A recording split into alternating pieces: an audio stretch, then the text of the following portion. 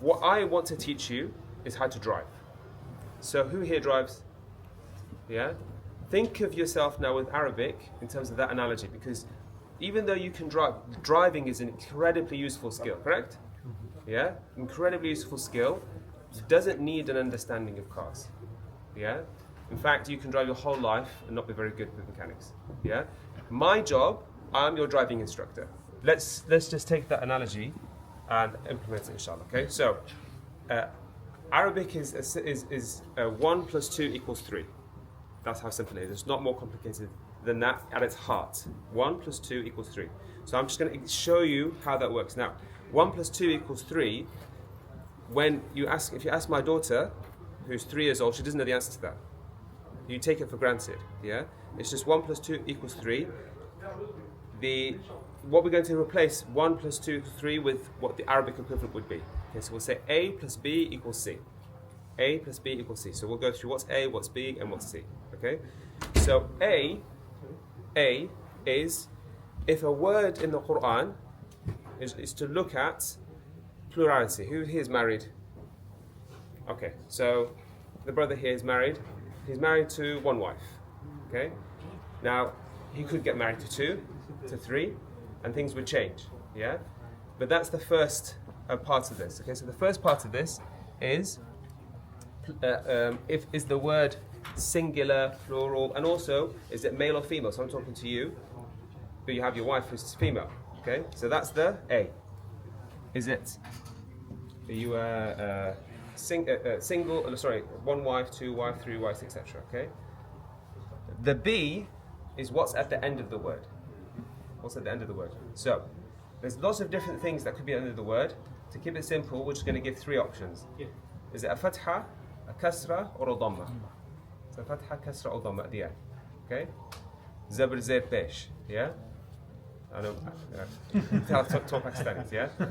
So is it a fatha, kasra, or a dhamma? So for that, we'll have some toothpaste. Okay? So this is the B. What's at the end? Zabr, zir, or pesh. Okay? The C equals C. You've got one of 3 things that could be. It could become red, blue, or green. Okay? At the heart of the Arabic language is that. That's all it is. Okay? These will change, which is the marriage analogy we gave. 1, 2, 3, male, female. What's at the end? Fatha, kasra, dhamma. Yeah? And then as a result of these 2, did it become red, blue, or green? Okay? So what we'll do, we'll give an example of this, and I'm keeping this very short. Yeah, one example, and then hopefully understand it. Now, with that framework, what you want to do is get more examples. So I'm only going to give 1, maybe 2. You want to give the more examples, the more you understand it. Okay. So the example we're going to give is phones sit in bags. Phones sit, or let's say on bags. Okay, so the word sit here is doing. Sorry, the word phones is doing is doing which verb in the sentence I gave you? Sitting. Yeah. So let's take. So this is the word that's doing the verb. Let's call it the doer. Okay. This would be a red word. Okay, this would be a red word. How would we recognize it as a red word in Arabic? Well, first we need to look at is it 1? How many phones are there? 1. So we call it singular. Okay. Now in Arabic, to make that the doer, this would be a dhamma. Let me give you an example from the Quran. إذا جاء نصر الله والفتح. When the victory of Allah arrives. What does Nasr at the end have at the end? A dhamma. That makes sense? Is that clear? Okay. وَأَخْرَجَتِ الْأَرْضُ أَثْقَالَهَا. When the earth brings out. So أخرجت is the verb. أرض has that. What at the end? Dhamma. Okay. Is that clear? So that's our red example. Okay. For our blue example, we have to take the bag. The bag. Because the bag had the verb done to it. What was the verb? Sit. So the bag is what's things being done to it. Yeah. For this is blue. This would be coloured in blue. Now, it's still a singular word, but instead of a dhamma, we put a fatha at the end. Okay. So you're reading Surah Quraysh. فَلْيَعْبُدُوا رَبَّ هَذَا الْبَيْتِ. What does Rabb have here at the end? Fatha. Okay. Let them worship the Lord of this house. Yeah? Let them worship the Lord of this house. Okay? That is called, now I'll introduce the fancy words for it. This is called a subject. This is called an object. Okay? Now there was one word in the sentence that we haven't talked about. What is it? We talked about the verb, talked about the subject, talked about the object. What did we not mention? No. What was the sentence? Remind me, someone? Phones on bags. Tell me the word. On. Okay. The on is the green word.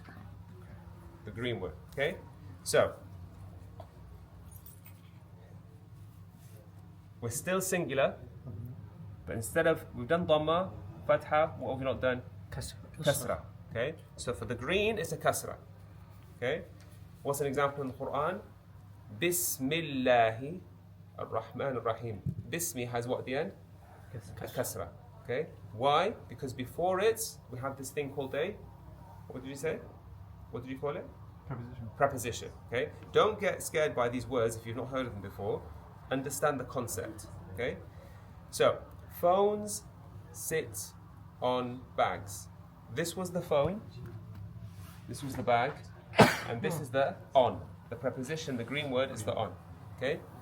The science of Arabic is what? Arabic grammar is you look at the end of a word.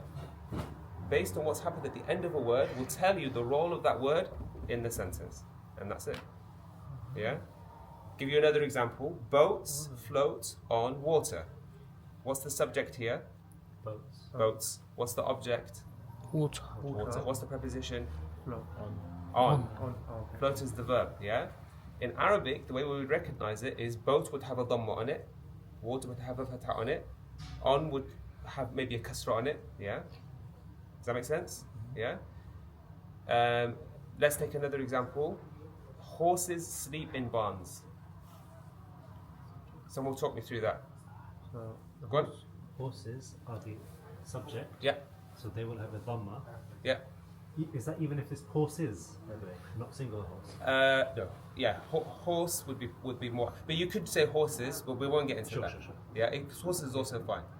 The barn is the object. Yeah. Sleeping is the verb. Yeah.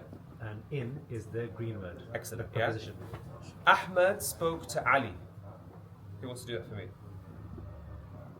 Ahmad spoke to Ali. Yeah. Ahmad is the subject. Yeah. Ali is the object. Yeah. Speaking or spoke is the verb. Yeah. And to is the preposition. Now, what's the rule in English? Not Arabic. What's the rule in English? How do you know who's Ahmad spoke to Ali? How do you know who's speaking in English? The order. Now you know that there was a rule in English. There's an equivalent rule in Arabic, but it's not the same. In Arabic, it's what's at the end. Dhamma, fatha, kasra. Okay? Now, that's the end of the lesson. Yeah? This is why I call dopamine-based learning. Yeah? You've got a dopamine hit that now you understood إِذَا جَاءَ نَصْرُ اللَّهِ وَالْفَتْحِ. You understood فَلْيَعْبُدُوا رَبَّ هَذَا الْبَيْتِ. And you understood Bismillah ar-Rahman ar-Rahim. How sad is it that we've said Bismillah ar-Rahman ar-Rahim 19 days a day minimum for the past however many years, and simple thing like that we didn't know. But this is the code. This is the code of the Arabic language. You'll take a very famous, probably the most famous Arabic grammar book, ask Sheikh Salman if he agrees with this or not, Ajrumiyya, yeah? That's the structure of the book. There's a red section, a blue section, and a green section. And the interesting thing is there's only two types of work, two categories of green. We've done half of them today. Yeah? Red, there's about 6+, and blue is the more detailed one. Okay? Now, where do you go next? What you want to do next is you want to build this out with more examples. Yeah, so I've got a video online. We do 20 red, 20 green, 20 blue. Yeah? Just keep the order, red, blue, green. That's the order, okay? Now, we said subject, object, preposition. But is there? What about the other red words? You want to learn the other red words. What about the other blue words? You want to learn the other blue words. What about the other green words? You want to learn that. Okay? Does that make sense? Oh, I want to do it. I want to go further. One thing we didn't really talk about is the verb, because we know that talked, float, sit, all these, they have this, there's more detail. You could look at tense, the tense of the verb, so there's more detail there, yeah? But the heart of the language, the structure of the language is what we've covered, yeah? What people, why we call this dopamine-based learning is that for you to feel, A, this is not difficult, B, I've achieved something, and C, I want to keep going. As soon as I mentioned it, I always get comments, oh, I find Arabic difficult, oh, I didn't get it, oh, you see. And it's what happened is that the thing that you were doing, you felt a failure at some point that made you stop, you see. And there's a barakah of learning through the Quran. So if you do the 60 examples, there's a barakah of saying, you know what, I understood it through the Quran, okay?